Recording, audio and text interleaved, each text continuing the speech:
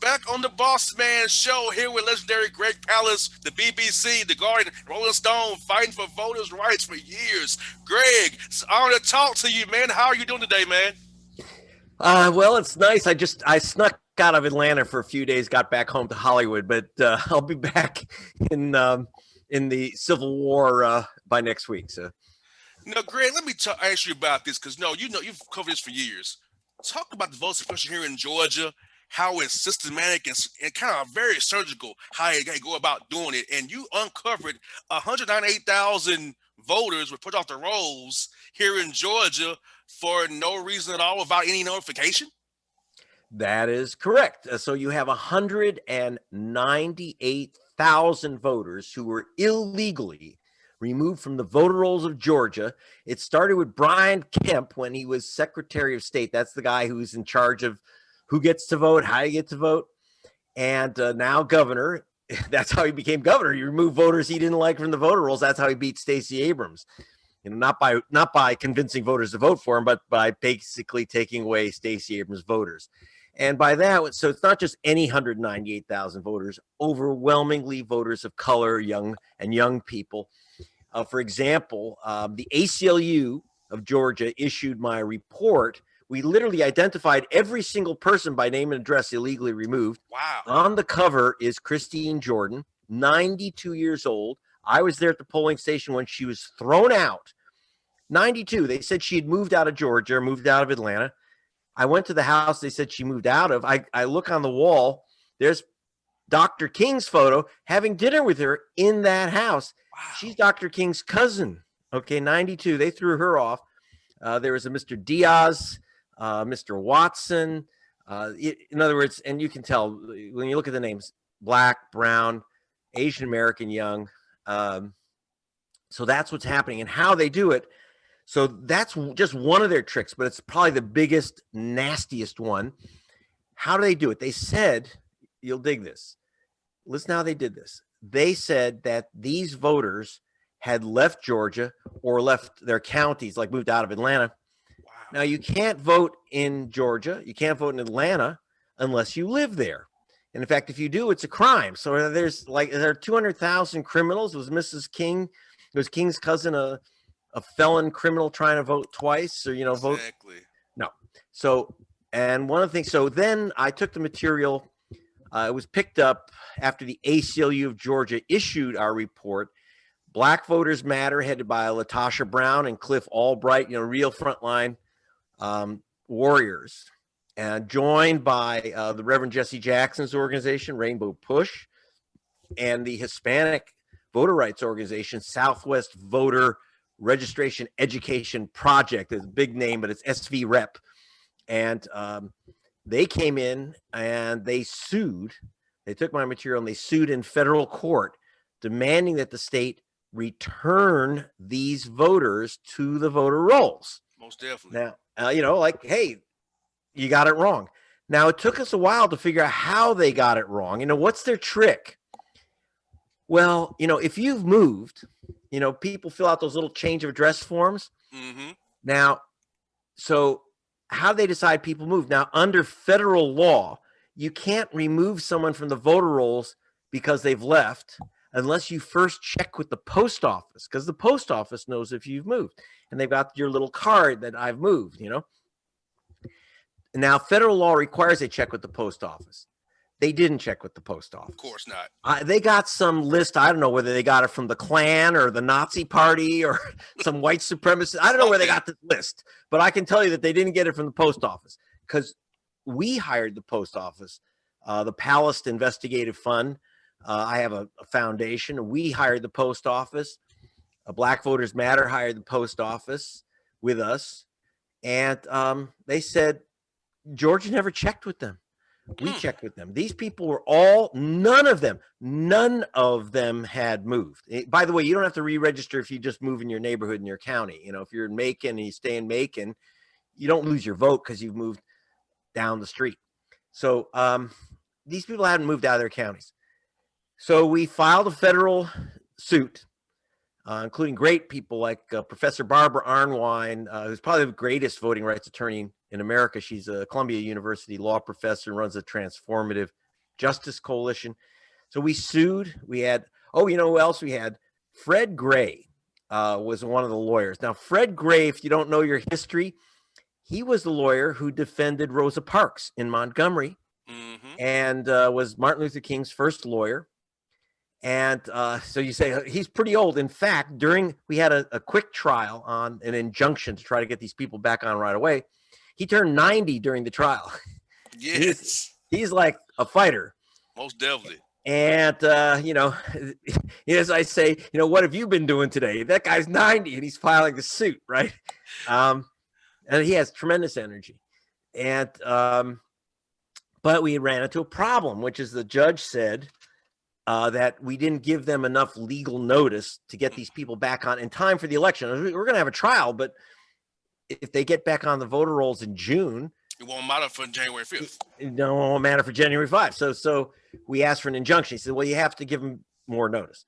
So Latasha Brown and the lawyers said, okay, we'll give them more. We sued again on Friday, gave them more notice saying, okay, here's now. So then what we did was we had a press conference. You'll dig this. We had a press conference in front of the Capitol building. You got the Confederate Golden Dome, as I call it. Yeah, it's like, and so it's like you go with this and you go. So we had CNN and NBC and all these outlets in Georgia, and so the lawyers is like a group of like 6 top attorneys, Latasha Brown and Black Voters Matter. I'm there. And we march up the Capitol steps to give the lawsuit to the Secretary of State, the guy who took Kemp's place. His name is Raffens Perger, believe it or not. It really is called all Perger. Names. And so we go up, and we've announced it because we put in the press. We actually called them and said, we're coming. We got to serve you the papers. We get up to the top, goes past the governor's office. There's the governor's office. And the Secretary of State's office is closed. Lights out, doors locked. This is a state office, right? This is like back from like the 1950s, with the sit-ins and stuff. So they closed the office, and which I don't think is even legal. And you can't lock doors on the public during office hours. So they lock up the doors. They're like missing. They have a little cell phone number on the door. Latasha calls that. It just says, leave a message. So then Latasha Brown says, they have another office. Maybe they're hiding there. So sure enough, so we back down marching, go to what they call the Twin Towers, the little towers next to the Capitol, go up to Secretary of State's office, and we walk in, so you need to speak to official. And there we spot the Director of Elections. And say, come on here, and slam him with the papers. And we said, Gerald Griggs, who is a great Atlanta voting rights, civil rights attorney.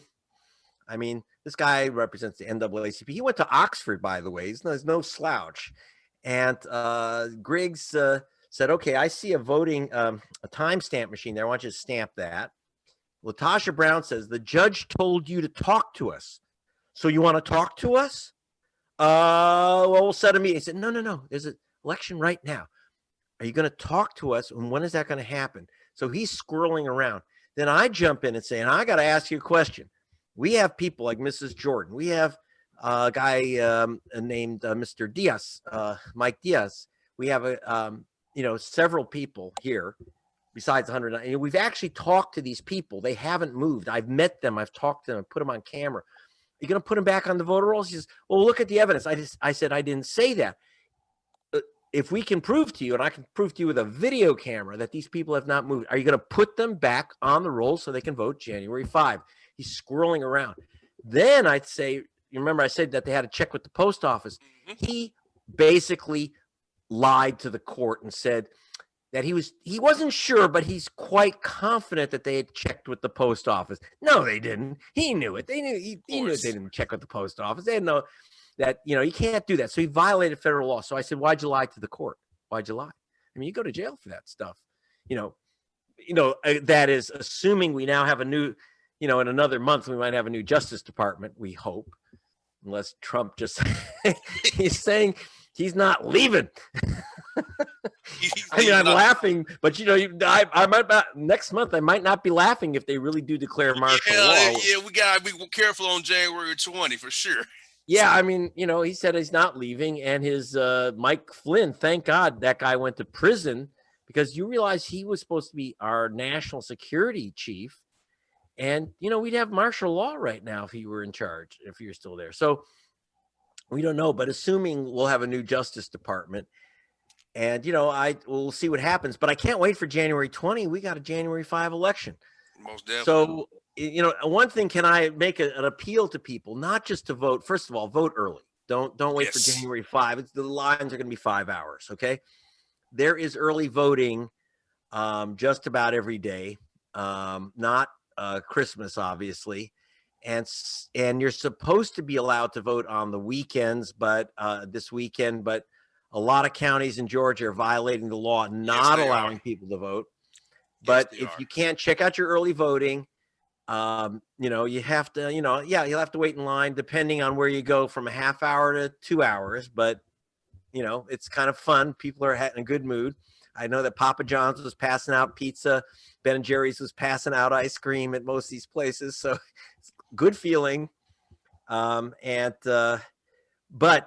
the other thing is that if you're gonna don't mail in your vote. If you have a mail-in ballot, it's Dropbox. too late to mail it. Just Dropbox. don't do it. And you put it in the drop box. But now I want to warn you: 2 of the 3 people I watched about to put their ballot in the drop box, 2 of them did not put on their return address. Now I know you're thinking, well, I'm not mailing a letter; it's right here. If you fail to put on your return address, they can cancel your vote.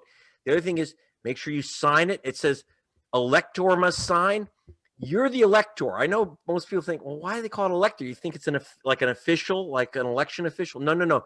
You, the voter, are the elector. You must sign it. So where it says elector must sign, that's you.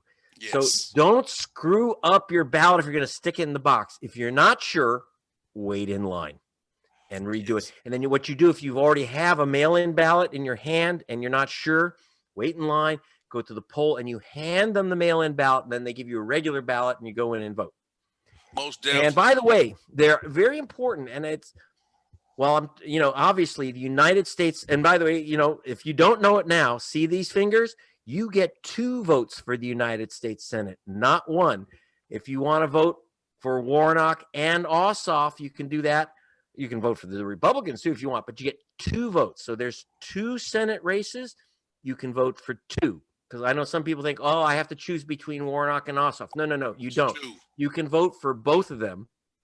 And if if you want to vote, it's up to you. I'm for voting. If you want to vote for the Republicans, that's okay too for me. I'm just saying, let's face it. They don't want you, if you're a young person or a voter of color, they don't want you to vote. Okay. So therefore, right, you vote because they don't want you to. Now, there's also a second race on the ballot, and I'd like people to think about this. It's called Public Service Commission. Mm-hmm. And Democrats and Republicans are running. There's a guy, a Republican named Bubba. I kid you not. Like, this is like, yeah. So there's Bubba, and then there's the Democrat. There's a lot at stake here. The Public Service Commission sets your electric rates. Whether you get shafted on your electric bill or whether you get a fair electric bill. And Stacey Abrams made a big point that they're trying to they're building this crazy nuclear plant called the Vogtle nuclear plant. Mm-hmm. And now Stacey Abrams has said it's not a question of whether it's safe or not safe. It'll probably never be finished anyway. So don't worry about it being unsafe because they'll never finish it. But it's costing billions. Yes. And so the GOP thinks you ought to pay this. Now, understand, basically every family in Georgia is going to have to, if they go through with this, you're going to have to pay at least $1,000 a family on your electric bill. So, if you want that nuclear plant and you think it's worth it, and you want to spend if you got $1,000 and you want to have a nuclear plant operating, go right ahead. But if you don't, you got to vote. You got to vote for the Ossoff Warnock public service team. It's up to you. Like I say, I'm for voting no matter who you vote for. But don't fail when you do the 2 Senate races. Then there's 2 Public Service Commission races. Please vote for every position on the ballot. So it's 2 Senate seats, 2 Public Service Commission seats. So that's really important. And I imagine in some counties there's also some county seats on the line. Now, and by the way, I know I'm just yakking on, but I'll give you you're good, Greg. Hey, one more story. I give my guests room. Trust me, you're good, brother. Okay. And then I was down in Cobb County on Saturday with attorney Professor Barbara Arnwine. And Cobb County had 11 early polling stations for the general election. Mm-hmm. And to everyone's shock, remember, this is Newt Gingrich territory. Biden won Cobb County. And a lot of the Republican county commissioners lost their seats.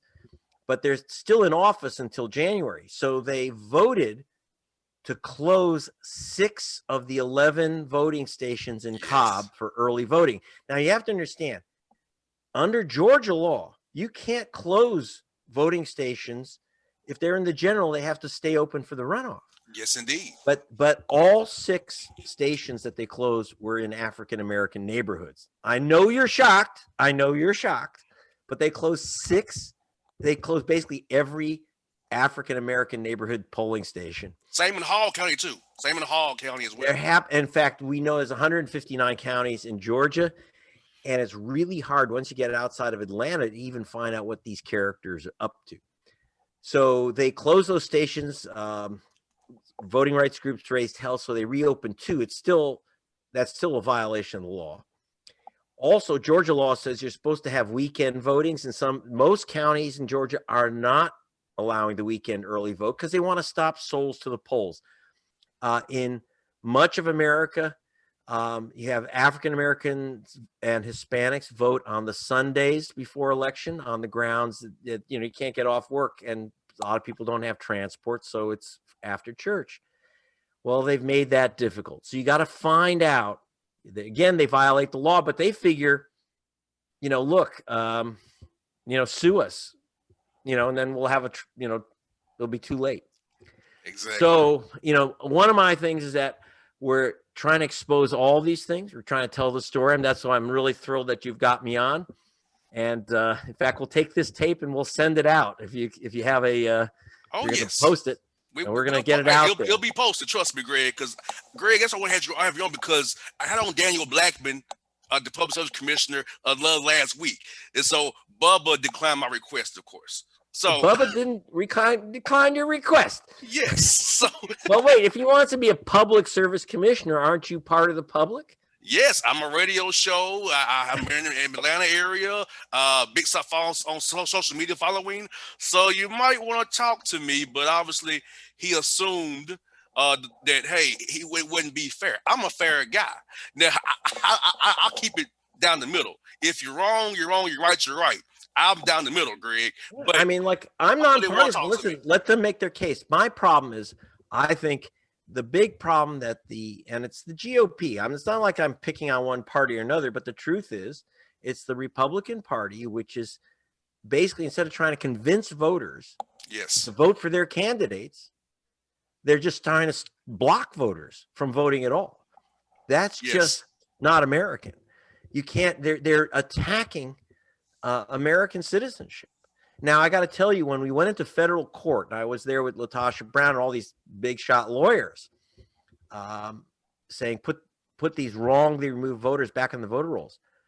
It was extraordinary. The Republican National Committee out of Washington sent their top lawyers to tell the court, don't put these people back on the voter rolls. Now, wait a minute. If you're a political party, why don't you convince these people to vote for you? Why are you trying to keep them from voting? But that's their game. They even sent in Trump's private lawyers, the guys that are hoping to defend him from the upcoming criminal charges in New York. And so Trump's got his guys trying to keep him out of prison, obviously, and the Republican National Committee all working overtime to stop people from voting. Mm-hmm.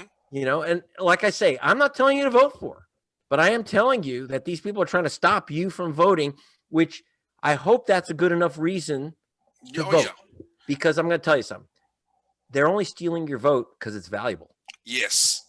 And if someone's stealing your car, I got to tell you, the Democratic Party, not in Georgia, because we have in Georgia it's very different. You have Stacey Abrams and kind of leading the party, but in most of America, the Democratic Party doesn't like us talking about vote suppression, and because they say, oh, if you tell people that someone's stealing your vote, then you won't vote. No. What Stacey Abrams has proved is that when you tell people your vote, they're trying to shaft you out of your vote. Your vote's valuable.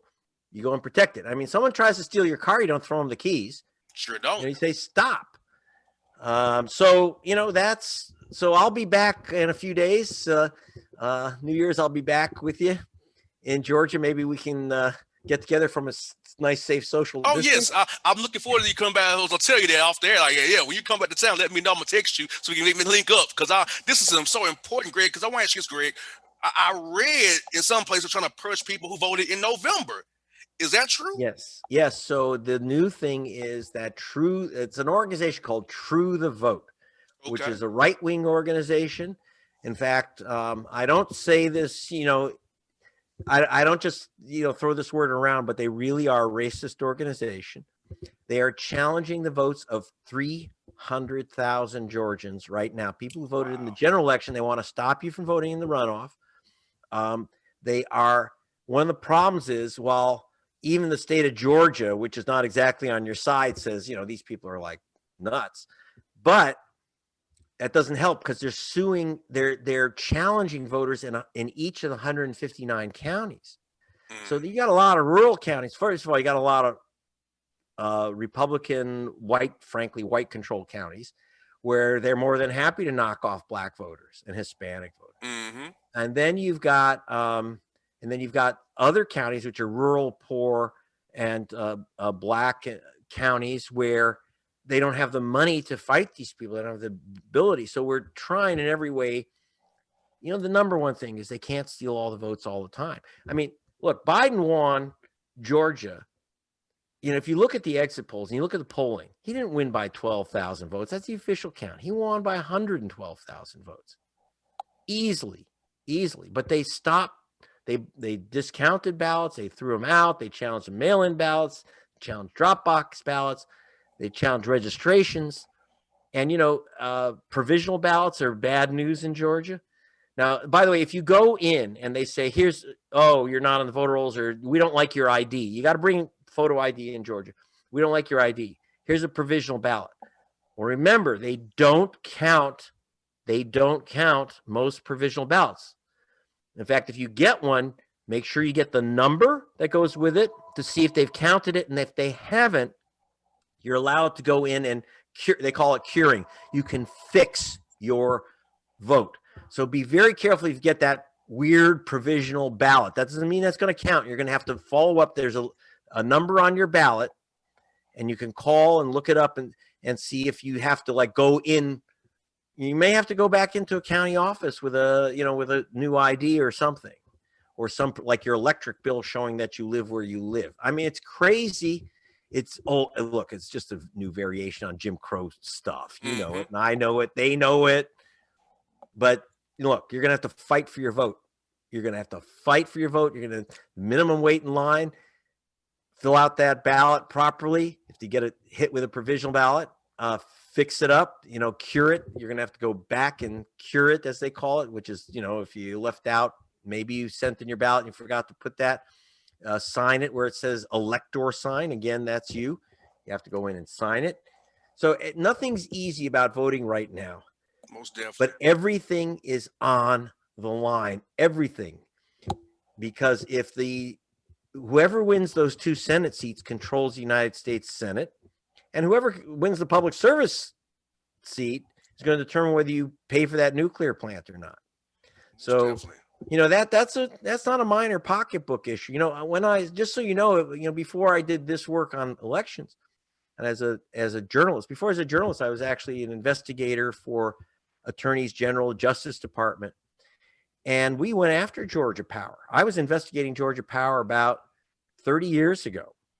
For racketeering, fraud and racketeering. These guys are ruthless. It's like Well, let's put it this way. As I said at the time, and they were facing an indictment by the federal government, the Justice Department recommended indicting Georgia Power for as a criminal enterprise. I said, look, this is a criminal enterprise parading as a power company.